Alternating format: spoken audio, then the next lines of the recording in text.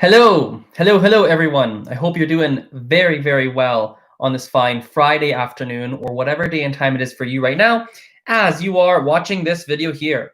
Welcome to another episode of Azren's Journal. This is number 75. For those of you who have not seen this segment on my YouTube channel before, it is pretty straightforward. This is the segment on my YouTube channel where I give language learning advice and, of course, just trying to close something here. Sorry, I got distracted. Where I give you language learning advice and, of course, give you an insight into my personal language learning studies. Now, we're going to do the same thing as we did last time. We're going to record this as a podcast episode simultaneously. We're going to multitask.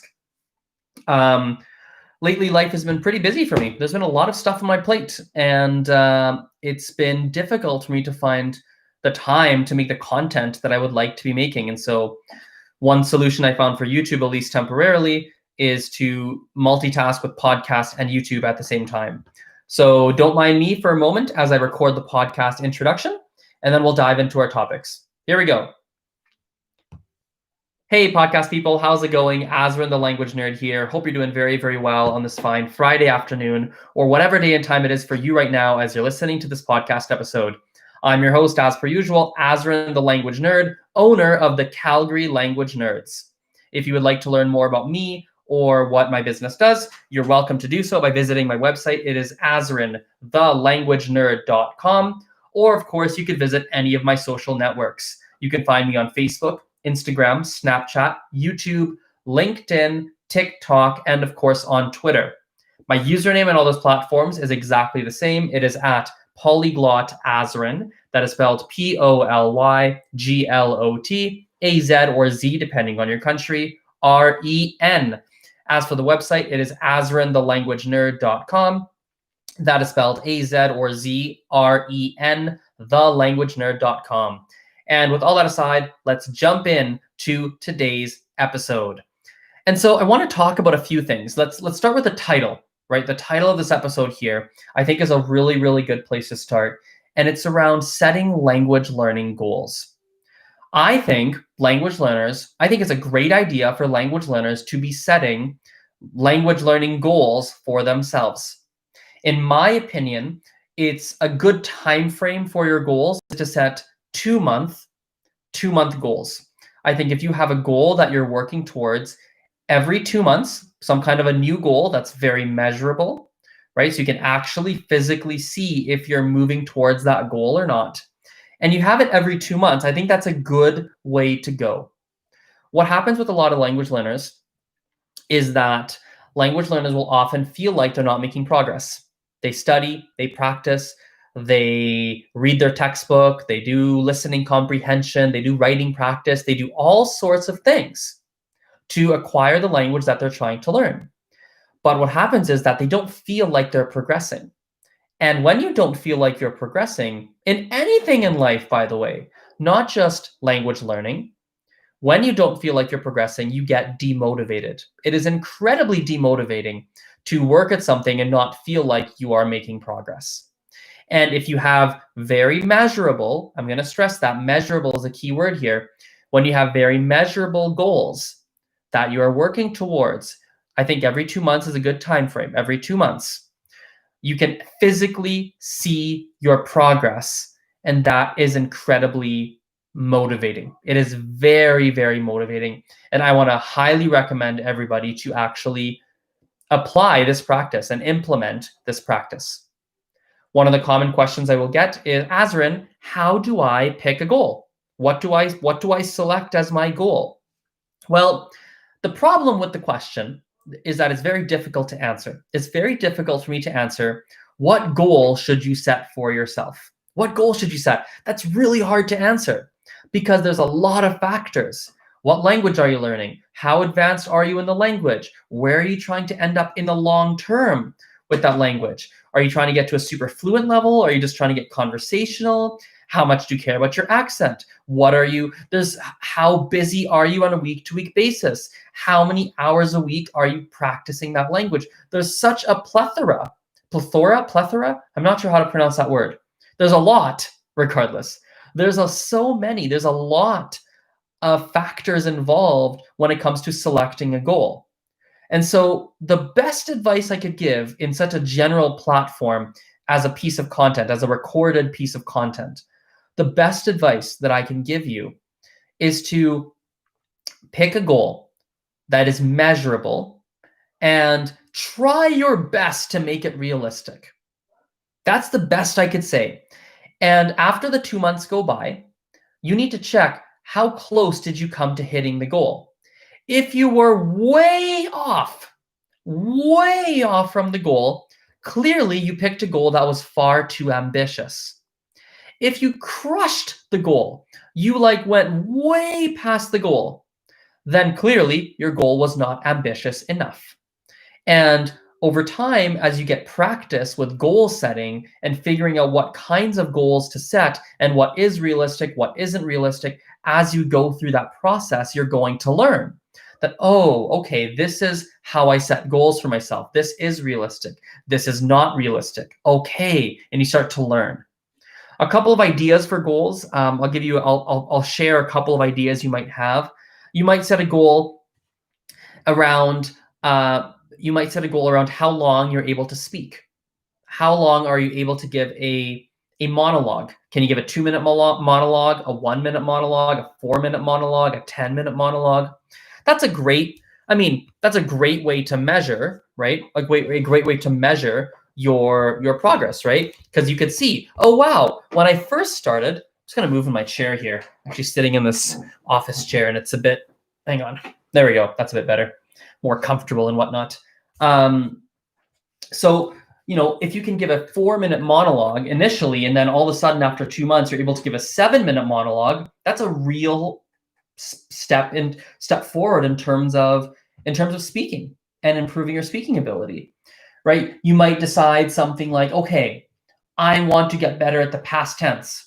And so you might decide, okay, I'm going to do writing practice, have someone correct my writing, and I want to be able to write 80% correct passages with the past tense. In other words, if you look at every verb in the past tense and we check their conjugations, I want to have 80% correct I want 80% of my verbs to be conjugated correctly.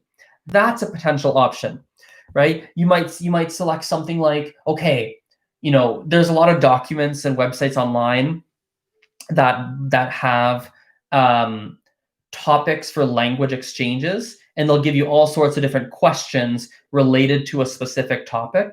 You might say, okay, in 2 months, I want to be able to properly, correctly, and fluently answer any of these 7 questions found on such and such website, right? And I want to be able to answer those questions fluently when someone asks them to me. And that might be the goal that you set. There's so many goals you can set. In fact, this is a great thing to throw in right here. I'm super happy to help you figure out a goal, like to actually figure out what you should work towards.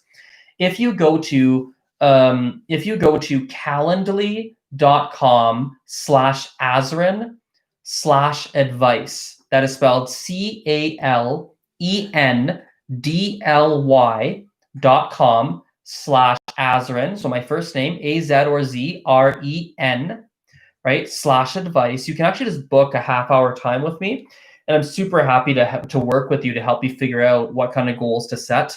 Yeah, super happy to do so. Yeah, very, very happy to do so. But regardless, it can really help you so much if you have some very measurable 2-month goals that you're working towards. Now, I want to take a moment to answer some questions here. I would like to answer. I have a couple of questions I've been asked in regards to language learning, and then if we have time, there's one more final thing that I would like to address if we can get to it. So the first question that we have today is, Azren, what do you think of Living Languages Complete Edition? This individual says, I bought them on Amazon. I bought a box set for Hebrew and Greek. Have you ever tried Living Languages? If so, what's your opinion? Fantastic question. So I've never actually tried the program. And in fact, I'll be really open. One of the things that maybe I'm not as knowledgeable about as some people is just language learning resources. I think there are people out there in the whole polyglot community and the language learning community online. There's people out there who are very interested in resources, and they go out of their way to try Pimsleur, to try Living Languages, to try whatever, to try Duolingo, to try Rosetta Stone, to try Yo-Yo Chinese, to try Mango Languages, to try all sorts of different things, right? They go out of their way to try these different things. And I think that's fantastic. And they often have they can give some really detailed replies. But I'll be honest, myself, I'm not someone who really has tried a huge amount of different language learning programs. It's not something I've personally done, for a couple of reasons. One, it doesn't interest me too much. That's just not how I learn. Funnily enough, this is an important thing actually to mention. I think a lot of language learners think that resources are going to be the thing that helps them to achieve fluency. I'm very minimalist when it comes to resources. I use a couple. I know there's a couple things I like. There's a couple things that work for me. I don't need a plethora. I don't need my bookshelf filled with books about language learning or filled with programs. That's just not my style per se. Some people might find value in that. That's fantastic. One thing I want you to question yourself about, though, as you're watching / listening to this, I want you to question yourself on the following. Are all of the resources you're trying to use actually helpful? Or is there another reason as to why you're buying so many resources? Some people buy resources, actually don't fully understand the psychology. I haven't thought enough about it. But I know those people who buy a lot of resources and they don't actually use them. They buy them and don't finish. And then they buy a new one and they keep buying resources. I don't know what the logic is. So if that is you, you need to question that, right? If it's just fun and you enjoy it, great. But a lot of language learners actually want to make progress. And I'm telling you, just buying a whole bunch of resources and not using them is not a way to make progress, right? It's just not, right? Not really. To be honest, this is a topic I could flesh out further, and I might do so on another piece of content, video, podcast, etc. I might do that. Yeah, I might do that. I haven't fully decided, but yeah, that's something. It's an interesting topic to talk about, and I don't know if it's talked a lot of. I don't know if a lot of people have talked about it. I have another question here on my phone, so I'm actually. If you can just bear with me for like 7 seconds as I open up my phone and pull up the question. It was quite long. One moment here. Okay, so here's the question. This comes from Instagram, and she says, "Hi, Azren, how are you? I hope you're all right, and I hope I'm not bothering you too much. I wanted to ask you for some advice, and I see you haven't made a video about it, so this might help someone else as well. The thing is, I have a dilemma. I have an intermediate level of Italian, and I feel like I have a lot of time that I could be taking advantage of. I also have an intermediate level of Portuguese, but I don't want to focus on Portuguese at the moment because it's too similar to Italian, and I'm afraid I'll start mixing things up. My Italian level is pretty decent, so I don't know if I should continue with Portuguese, aka to improve it, or if it's better to start a language from scratch like German, which isn't from the same linguistic family. So isn't this very confusing? I hope you can help me out. I love your TikTok videos. Thank you so much." Okay, let's talk about this. Let's actually break this down. I want to answer this in as detailed and as thoughtful of a way as I possibly can. Okay, so she has an intermediate level of Italian and feels like she could be taking advantage of this time, but also has an intermediate level in Portuguese and doesn't want to focus on Portuguese because it's too similar to Italian. I'm afraid I'll start making things up. My Italian level is pretty decent. So here's my thing. I think if you want, I think this here, I don't think there's a right or wrong answer. I don't think there's a right or wrong answer here. I really don't. If you want to keep working on your Portuguese, then keep working on your Portuguese. Yes, it's similar to Italian. Yes, you're going to mix things up, but your brain will get used to it. Your brain will get used to it. It should. And if you really can't stand it and your brain is mixing things up and you cannot stand how it's getting things mixed up, then you've learned. Try it for 2 months and you'll learn, man, I cannot stand how I mix things up, right? If you want to start a new language like German, for example, that's also just fine. I don't see a problem either way. The question I would ask if I were in your shoes, the question I would be asking myself if I were you is, which language do I actually want to learn more? If you want to learn Portuguese, go learn Portuguese. If you want to focus on another language, go focus on another language. Heck, if you want to improve your Italian, go improve your Italian. I think we're in a situation here. We got to flip a coin, make a choice, pick one. I don't think there's a better or worse option here. So we have some other questions. I think we have. Let me have a look here. I've got a question here. What languages are you learning? I think I've talked about this before, but maybe for some of the newer content people, you're not aware. So I'm mostly learning Mandarin, and also doing Gujarati, 2 languages that I'm personally learning right now. I already speak English, French, Spanish, and I do speak Gujarati and Mandarin reasonably well, but I'm still working on Gujarati and Mandarin. All right, so I think the last thing we'll do in this episode here is, for the last 3, 4, 5 minutes, I would like to give a couple of personal life updates, and I would like to talk about a few things that are on my mind that may not have too much to do with language learning, but I do believe if you listen, here's the thing. I think if you listen to people's stories and you listen to people's lives and their experiences, not just mine, other people, and you just hear about their life and how they view the world and their experiences, I think there's a lot that we can learn from it. So I do want to share some things from my life here and some things that are going on. But I think if you listen, and you just listen to my experiences and take it through your own filter, there's probably some things that all of us, myself included, right, as I'm talking about this, we can all take some stuff away from this. And so here we go. I think number one, this is a language learning thing. I've really been heavily debating. I'm about 90% there right now in my mind. Continuing to work on my French and Spanish. I'm super strong in the languages, but I realized I haven't worked on those languages actively in a long time, and I would like to continue working on them. I would like to continue improving. French I've not actively worked on probably for roughly 8 years. Spanish I haven't worked on actively roughly for six, maybe 7 years. And so I think it's time. I think it's time that I do something to work on it and take my advanced level and just keep pushing it up. Take the summer and take advantage of that time. I think maybe you've noticed this, maybe not, but a lot of language learning content and resources tends to be targeted towards the more beginner levels, or sometimes even intermediate levels.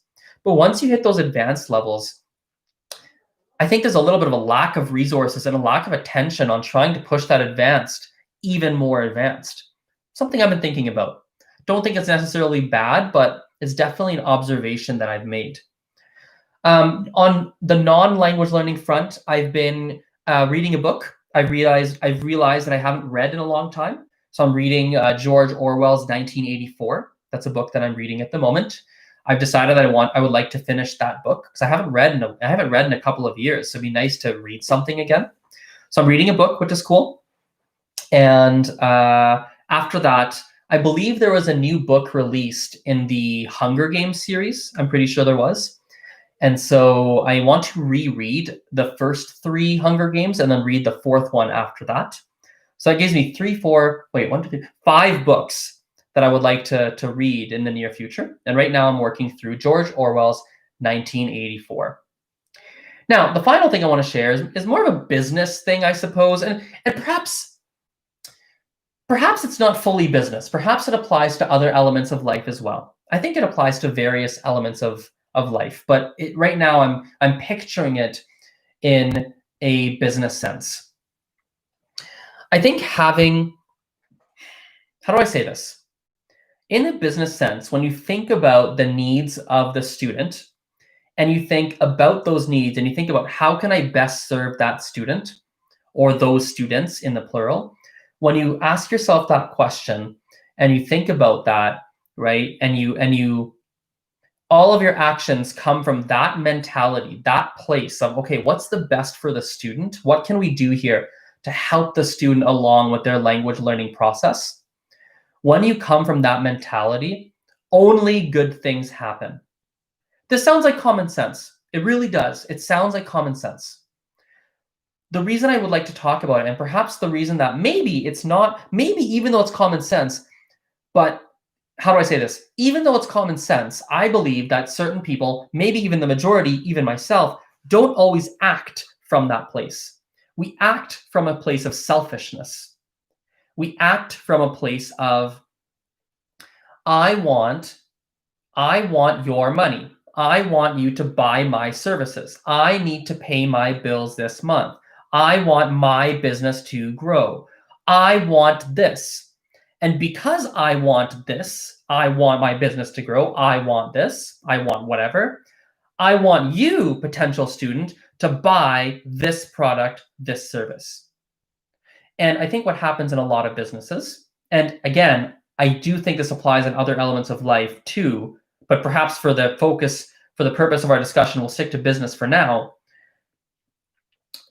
What happens is that because I have certain selfish wants and desires, I might push a certain agenda to make you purchase something from me that fits my agenda. Does that make sense?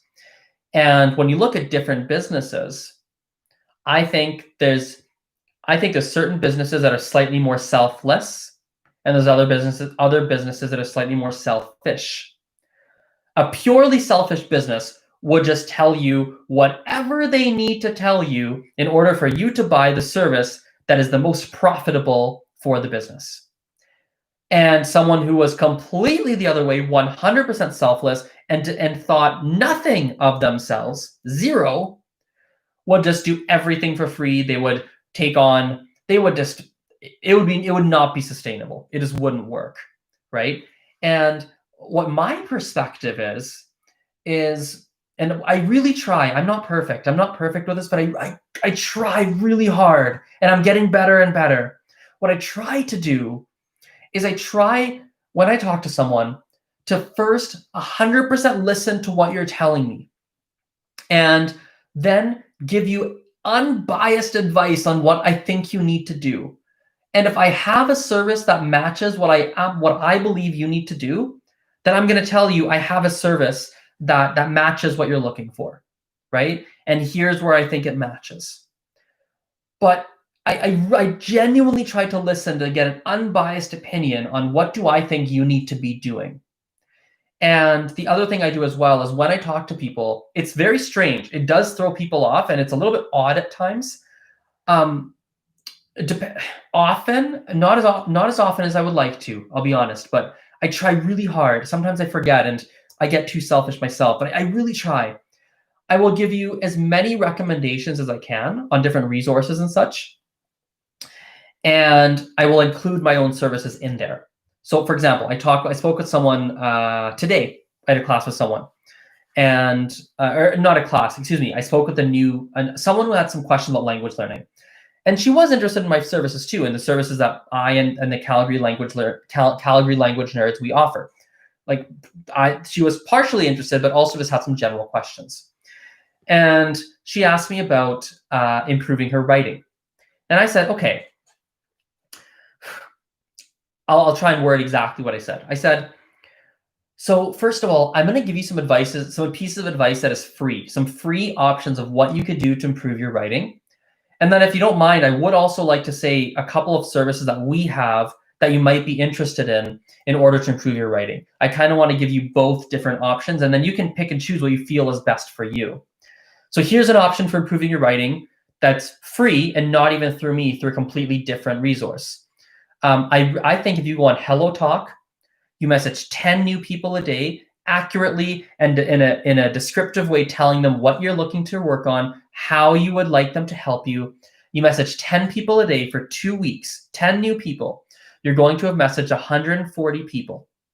Of those 140, I feel very confident that someone within those 140 people is going to be really helpful for you, and they're going to correct your writing, give you feedback, and it's going to be an amazing arrangement for you. I think that can genuinely work.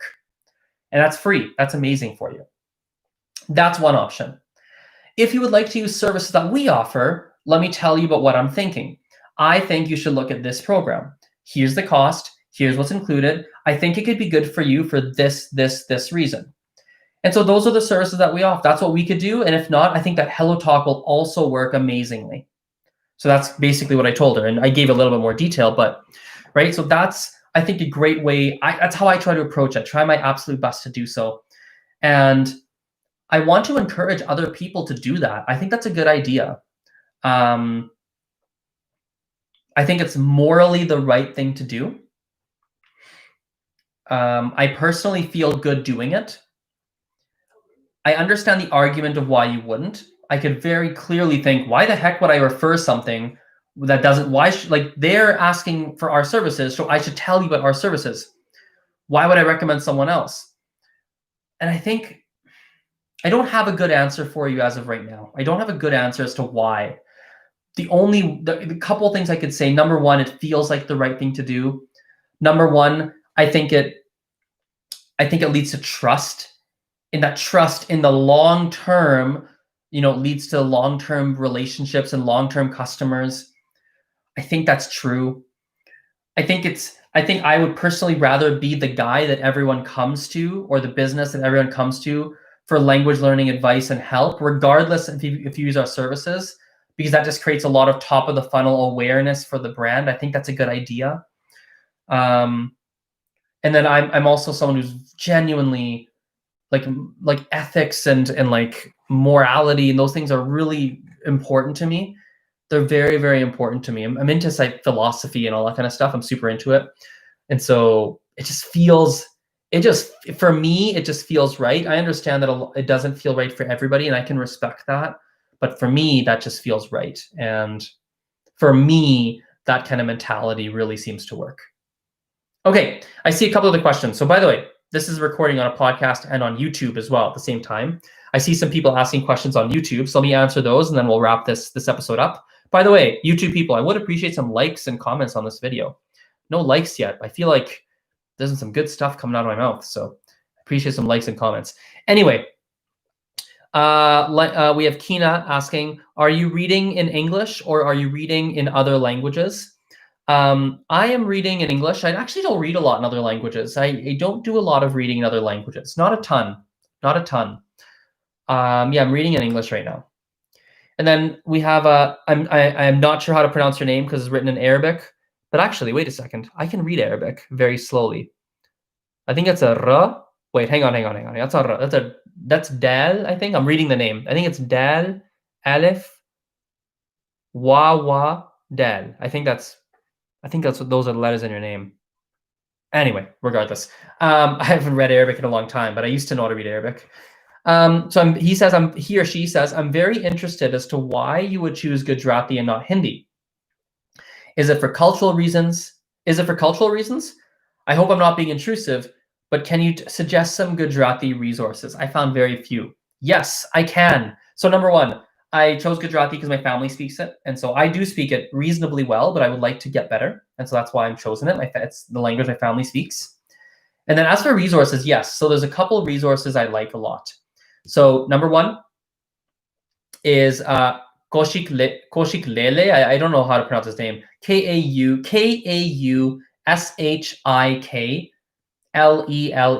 first name, last name. Kaushik Lele, I think that's how you pronounce it. He has a great Gujarati blog. He has it for other languages too, but it's a great Gujarati blog. Amazing blog. Really good resources. And then also I'm working on some resources too. I've noticed there's a lack of Gujarati resources, so I'm actively working on it. And the first step that I've taken for it is we have a free Gujarati class every Saturday. So if you'd like to attend, Mr. or Mrs., I don't know how to read your Arabic name. Yes, every Saturday at 10:30 in the morning, Calgary time. Calgary is a city where I live. For an hour, or sorry, not 10:30, 10 o'clock. 10 o'clock Calgary time for 1.5 hours. We have a free Gujarati class that I run. And I also have a family friend who comes every week, and she's kind of the resident Gujarati expert. So when I don't know how to answer something, if I don't want to say something, she will know the answer and she can help us out. And so that's every single Saturday. So you're more than welcome to join those. If you would like to join, please visit. If you go to my website, azrenthelanguagenerd.com, slash, hang on, hang on a second here. AzrenTheLanguageNerd.com slash Gujarati, GUJARATI. So AzrenTheLanguageNerd.com slash Gujarati, GUJARATI. You're going to be able to see the registration for that class there. So, okay, everyone. Well, this has been a very, very long episode, longer than usual. So I appreciate people who've made it this far. You guys are the best. And I will talk to you later. Bye for now. See you, everyone. Bye-bye.